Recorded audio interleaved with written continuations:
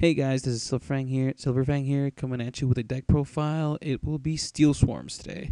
I've been playing around with this deck a lot, and they're essentially a Dark Monarch deck. And before I keep rambling, let's just go into the build. Um, we got 2 Tragodia, 1 Gores, and 2 Battle Fader. This is our defensive lineup. These guys are going to be saving our butts from OTKs or a lot of damage. So, yeah. 3 Steals from Scout. He is our watered down version of Treeborn Frog. Since the bigger Steel Swarm tributes need a Steel Swarm monster to get their full effects, he comes in handy as he provides endless tribute fodder. Steel Swarm Girastag, he's level 7. You can bring him. You can sacrifice one Steel Swarm monster to get his effect, which is target one card your opponent controls. You send it to the graveyard. Yes, send it. Not destroy or banish. Send it to the graveyard, and you gain 1,000 life points. He's just probably the better Steel Swarm. And the fact that he's 2,600 attack is he's just beast. He's pretty big. 3 Steel Swarm Moth. What he is, he's pretty much a giant tornado, or well, he's a bouncer, so you can bounce 2 of your opponent's monsters, but you have to pay 1,000. And he is our personal Monarch, so I mean he's pretty good too. Definitely disrupts a lot of plays. 3 Case Shadow Monarch, the best Monarch. It gives this deck the extra oomph that it needs, so definitely 3 ofs. 3 Armageddon Knights.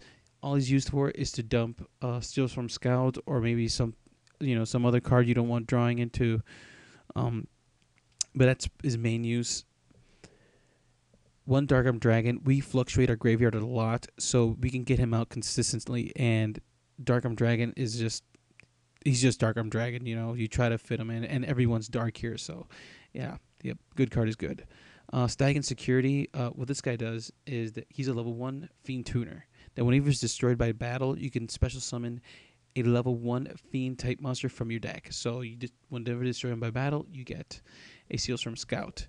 And if you do draw him late game, he's still a tuner, so he opens up synchro plays, which is always a plus. Under the spells, we got Rhoda, just to search out Armageddon Knight, Monster Reborn, Heavy Storm, Dark Hole, Foolish Burial, Book of Moon. All these are staples. One Allure of Darkness, everything's dark. So it's an official, staple for dark. 2 Recurring Nightmares. It brings back 2 dark monsters with 0 defense from your graveyard to your hand.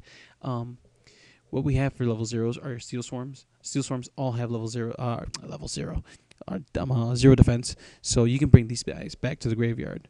So it's just a continuous recycling of these guys, and it's a +1, and it adds more pressure to your opponent. 3 Pot of Duality, dig through your deck, consistency, it's needed here. 2 MST, back row hate, 2 1 day of peace. I don't really like this card that much, but it is a setup card, and sometimes that's all you need is that one additional turn to set up. So it's there tentatively, but I might remove it for something. And 2 Creature Swap. We have a lot of small guys. I mean, we got Armageddon Knight, we got Steel Storm Scout, and we have Battle Faders. We just swap them for a bigger monster. We run it over, and we now have field control again. So definitely a good one.